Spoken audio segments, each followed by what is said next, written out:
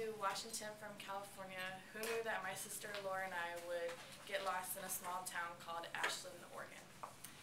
But small towns can be deceiving. I'm going to tell you a little bit about the reason why we never try and stop there again for gas.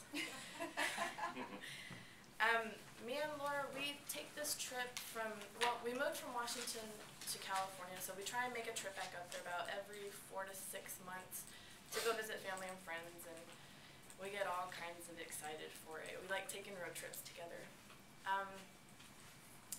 One of the things about our road trips that we try and do is we both make our own CDs to listen to really loud because we're not around our parents. This is like a little mini vacation for us.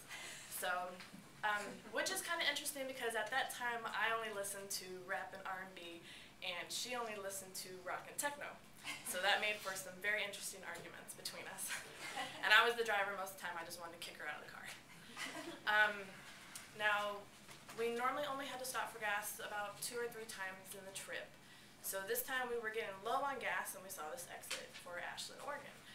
And it just looked like a little town right off the freeway, so we figured, okay, this is going to be really easy. In and out. Okay. Well, when we got to the gas station, the pumps had stopped working about 3.5 hours before we got there. So that was kind of a waste of time. And then we saw all this road construction going off, so we saw all these detours to get back to the main road, to get back to the freeway. Well, being the geniuses that we are, we're following the detour signs, but we take a wrong turn somewhere, I'm not sure where. So slowly we start to realize that we're headed up into the foothills. Okay, so we're going down this road a little bit, and we see this older guy, so we're like, okay, we're going to stop and ask him for some directions. So we stop and ask him, and then one of the things we notice is that he doesn't speak English very well. We don't know what he was saying to us. He had a very heavy accent, so we're just kind of smiling and nodding like we understand everything he's saying. We go a little further down the road when he disappears, and we take a U-turn. So then we come across these 2 older ladies walking. They're like, yeah, okay, we'll show you the easy way to get out of here. We're like, oh, okay.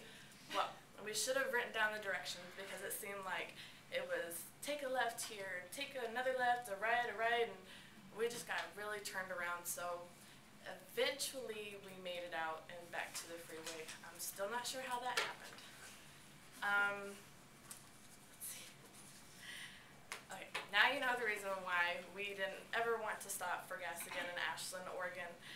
And we realized that just because it looks like it's a small town doesn't necessarily mean it's always going to be quick and easy. Even though my sister and I had a lot of bad things to say over who had the worst sense of direction, that hasn't stopped us from making road trips again. And in fact, we're going to take one this June to go watch my little sister graduate high school, so it's going to be a little interesting to see where our good sense of direction takes us next time.